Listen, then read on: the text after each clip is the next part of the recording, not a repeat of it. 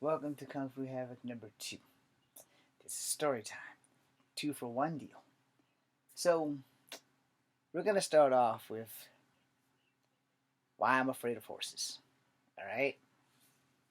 So, before you guys come at me with, but you're part Native, Echo, you shouldn't be afraid of horses because, Native Americans and horses go hand and foot.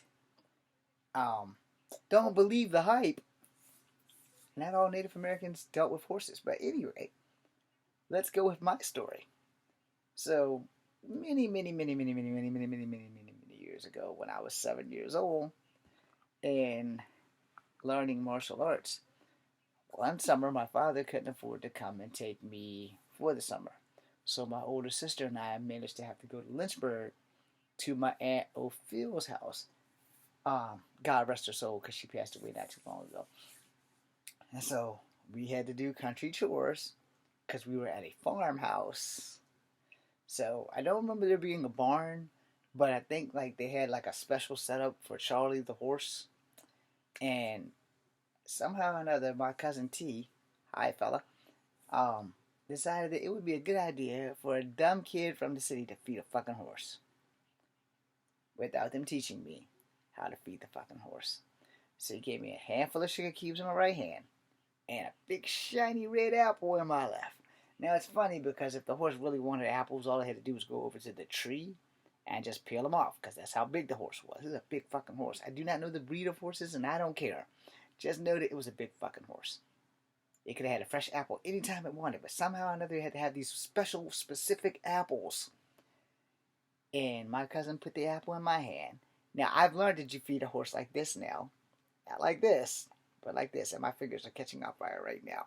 It's a traumatic experience. This finger and this finger is burning. Like as we talk about this. So I have the apple in my hand. And it's like, go feed Charlie. You give him the apple first. And then you give him these fucking sugar cubes. I don't know why you give horses sugar cubes. I'm from the city. I have no fucking idea. I've never fucking seen a horse before that day. Well, I've seen them on TV.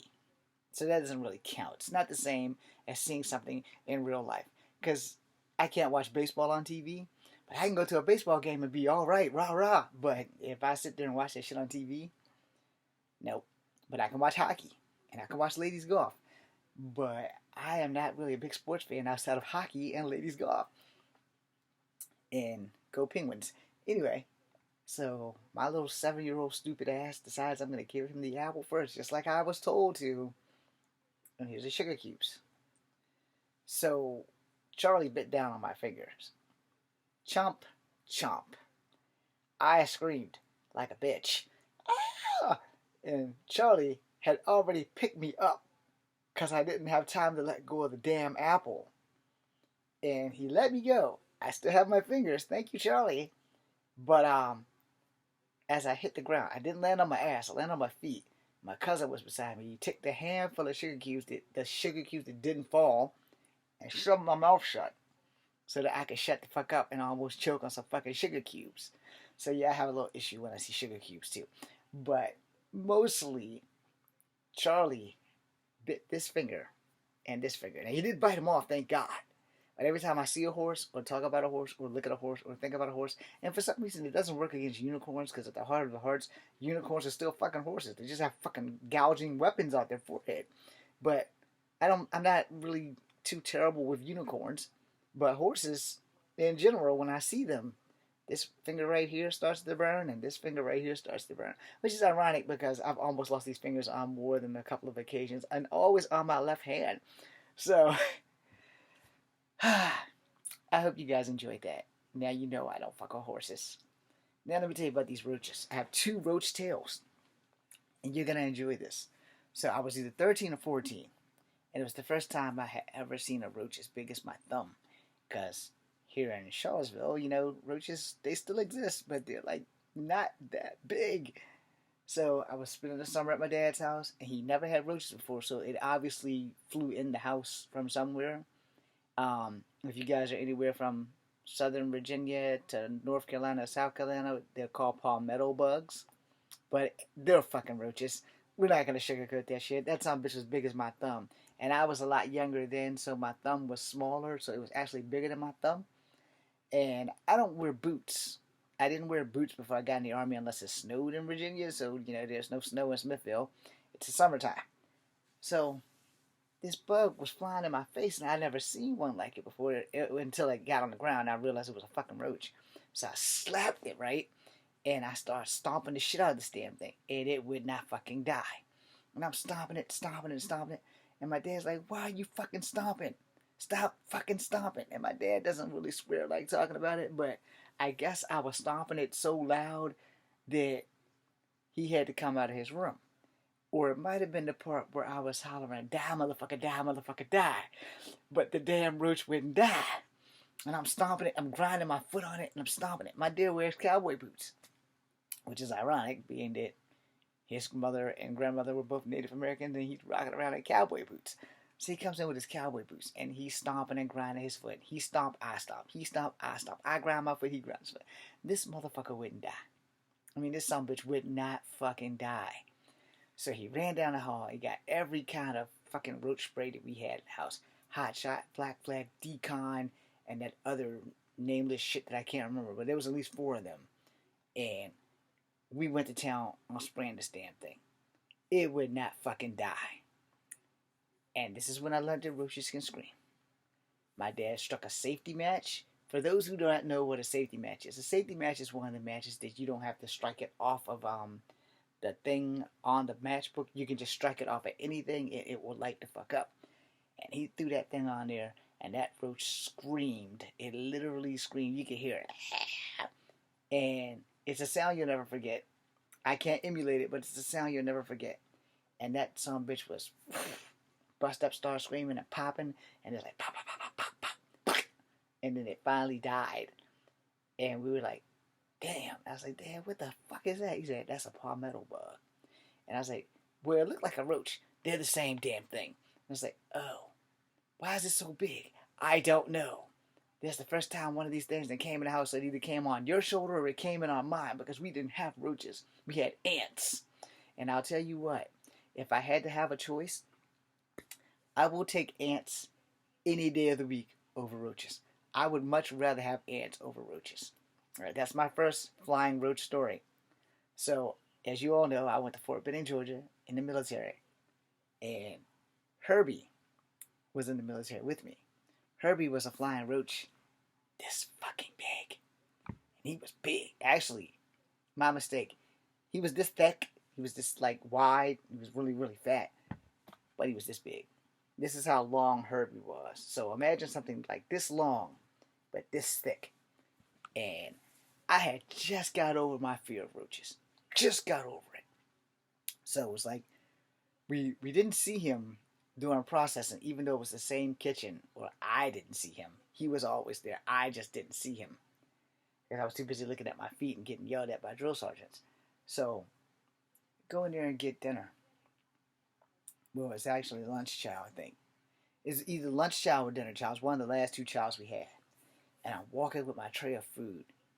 And I have chicken, like little chicken wings with bones.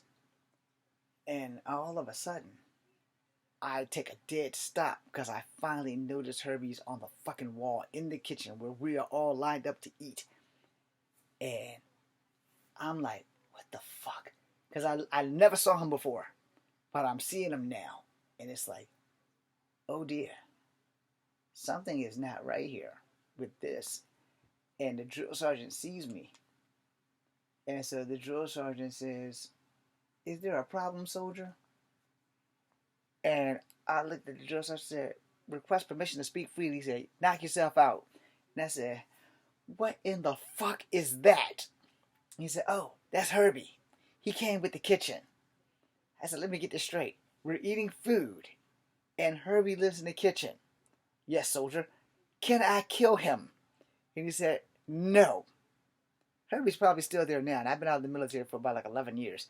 But Herbie was the biggest flying fucking roach I ever seen. And this is where it gets scary.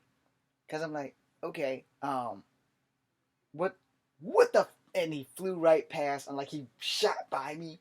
Like he was going to land on me, and he flew by me. He landed on one side of the wall where the clock was, and then he flew right the fuck back. And I swear to God, I almost dropped my tray. I was about to scream. It was bad. And I'm sitting here thinking to myself, dude, I ain't signed up for this shit.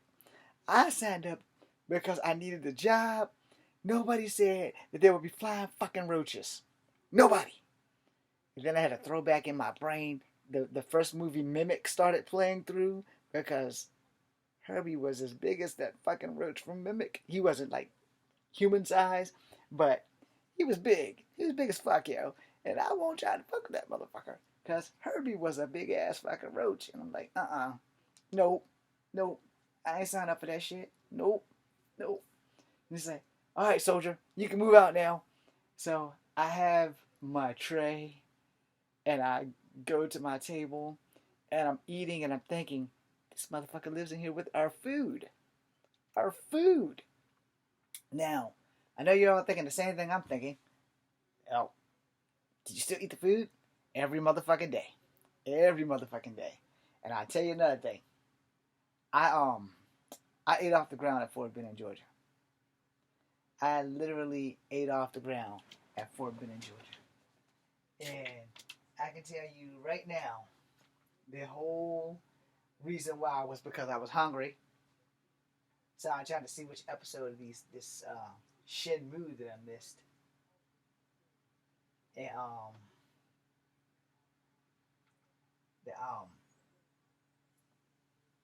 think number 7 might be what I missed. Anyway, we stayed hungry at Fort Benning. We stayed hungry.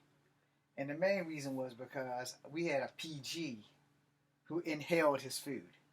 For those who did not know, PG is the platoon guy. And when he was done, you were done. And so, if you was a slow eater, you weren't going to fucking eat. That's all to that shit. So our drill sergeant, they asked us, so y'all have any complaints? And I was like, yeah. We would actually like to be able to sit down and enjoy our meal. And it's like, oh yeah, well, we're sorry about that. So they started making the PG go in last, so that everybody who ate slow could actually eat. And then we went down range. When we went down range, we had a different kitchen. It was a more equipped and better kitchen. And while I was in Bravo and in golf, I was only in golf for like an hour or two. I didn't go back the next day because I wanted to kill a couple of drill sergeants. But that's a whole other ball game. And then I got back, when I got to Delta, everything was good. Until I fucking re-injured my fucking hip. It was my leg, and then I could, because somebody fucked up, and we had to run to the Trio Bow, and whatever we did, it was done. My leg was done. And that messed up my ability to shoot. Anyway, moving on. So, I am back to being slightly afraid of roaches. Especially the ones that can fly. I am dreadfully afraid of freaking roaches. No. I mean, you can't get any worse. So, I'm going to give you a couple of my pet peeves and I'm going to end this damn thing. So, one of the things that pisses me off more than life is people's inability to listen. I mean, most people can hear, but most people, when they hear you, they don't fucking listen. That's one thing that pisses me off because I hate having to repeat myself. But if you've been listening to me the first fucking time, this shit would have never happened to begin with. It's kind of like that. But a thing that burns my ass, man, is if you are in a car and you want to talk to somebody, pull the fuck over. The other people in line don't have time to be waiting for you to have this conversation. Even if you're having a conversation with a very beautiful woman, which is all the more reason for you to respectfully either tell her to get in the car so y'all can go ride and talk somewhere, or for you to pull the fuck over and get out the car, across the street and talk with her, because that shit pisses me off when I gotta sit here behind you for 15 minutes and me and 2 other cars, and I don't want to be rude and honk my horn because I don't want to get shot, but I can always get out and go throw you a beating in front of the beautiful woman, but then that makes me look like a fucking asshole, and I know that I'm an asshole, but there comes a time when sometimes you just have to be. But I'm sorry, it's the truth. Sometimes you just have to be an asshole. But situations like that, just pull the fuck over. Get out of the middle of the street and pull the fuck over. Other people have places to go, and the world does not revolve around you. So pull the fuck over and talk to the beautiful lady at a distance so that the street can be clear. And finally, because I have more, but I'm going to stop it here because we're talking about cars. I hate when people park in America like they've been living in England all their fucking life. That shit pisses me off more than almost anything else in the world. I have a sibling who does it all the freaking time. And I'm like, you know what, man? I swear to God, if I had a badge, I would make quota every freaking day. I literally would patrol around, and every car I see parked in the opposite direction of the street, like you're not on a one-way street, but you're parked like you live in England, oh, your ass is getting a ticket. Ticket, ticket. They'll be calling the police station. Yeah, I got this parking ticket, but I was in my driveway. Like, or do you live at such and such and such and such? Yeah. Well, if you got that ticket, Officer Williams said that you were parked like you were living in England. And he has been on a ticket binging giving thing because technically you are illegally parked. It's just one of those laws that the cops don't enforce. I would be enforcing that shit. People would fucking hate me. They wouldn't hate me because I'm a horrible cop. They would hate me because I'm an honest cop. They would hate me because every time I see somebody parked facing the wrong way on the right side of the street, like if your car, right, so this is the right and left side of the street. When you're on this side of the street, you're supposed to be facing this way. When you're on this side of the street, you're supposed to be facing this way. So if you're on this side of the street and you're facing this way, I would be ticketing the fuck out of you. And like, I would ticket you until you stopped. You be paying, you be calling and complaining. Well, ma'am, I'm sorry. He's doing his job. You know, if you just fucking parked the way you're supposed to park, you wouldn't be getting so many tickets. I'm not paying this ticket. Okay, well, that's your problem. You'll pay the ticket, or you're gonna get you're gonna keep getting tickets because he's already said his number one mission. And you haven't watched this video, but his number one mission is to stop people from parking like that. Because there's two reasons why I said that. And I don't want to be a dick about it, all right? But there's two reasons why I said that. The confusion, for one, can get somebody hurt. If you're sitting on this side of the street and your car's supposed to be facing that way, I get it. If you're going that way and you just felt lazy as fuck and just parked over here like that, I get it. Doesn't change the fact that it's illegal, but I get it. That just means you're a lazy fuck and don't want to do the shit, the right thing to do because you're just a lazy fuck. And I'm sorry if I've offended anybody, but it's true. You're just a lazy fuck. My sibling is a lazy fuck because she would rather park in a different direction than just turn the goddamn car around. Nope. I don't want to do that. Fuck that. I'm just going to park any fucking way I want. And that's part of the problem with people who, fuck you, I do what I want. You know, I'll park on this side of the street, but I'm facing that way, knowing this is not a one-way street. Yet, every fucking day. And that shit gets on my fucking nerve.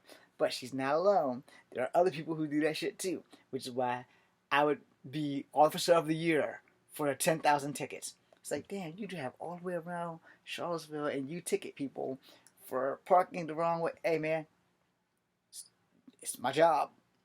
They're illegally parked. It's like, dude, you'll get fired. Yep. But I'm going to get fired for doing my job. Because it's my job. And if people fucking park right, they won't get a goddamn ticket.